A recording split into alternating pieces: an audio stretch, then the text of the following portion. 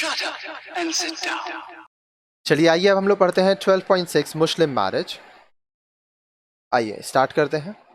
12.6.1 Muslim marriage as a contract.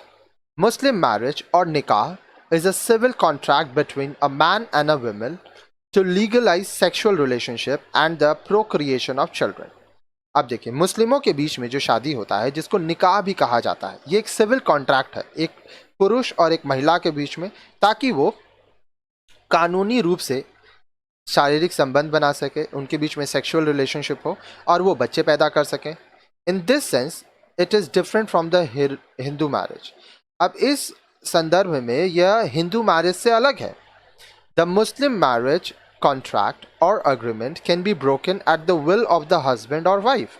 अब जो मुस्लिमों में शादी होता है, जो कॉन्ट्रैक्ट होता है या जो अग्रीमेंट होता है, वो पति या पत्नी जब चाहे तोड़ सकते हैं, लेकिन हिंदू में ऐसा नहीं है। It can also be broken if either the husband or the wife fails to carry out the promises made at the time of marriage. अगर पति या पत्नी शादी के दौरान किए गए जो कसम दिए गए थे उनका पालन नहीं करते हैं या कसमों को, वादों को तोड़ते हैं, तब भी ये शादी को तोड़ा जा सकता है। A Muslim marriage is solemnized in the presence of witness including a priest, the Maulvi. मुस्लिमों का शादी कौन कराता है? मुस्लिमों का शादी करवाते हैं मौलवी जी, और उस समय कुछ गवाह भी होते हैं। द मौलवी recites holy hymns from the Quran and asks the bride and the groom to give their consent. Also, the husband must agree to pay the dower or the mahar to his wife in the event of a divorce.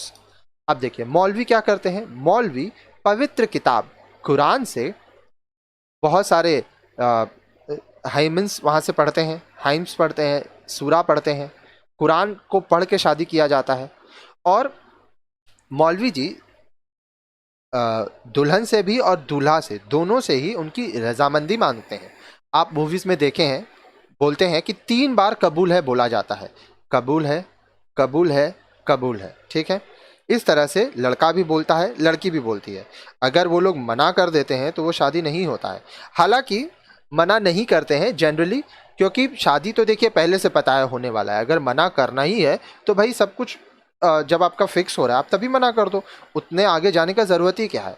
साथ ही साथ अगर पति पत्नी को तलाक देता है तो उसको महर के रूप में पत्नी को पैसा देना पड़ेगा, ठीक है।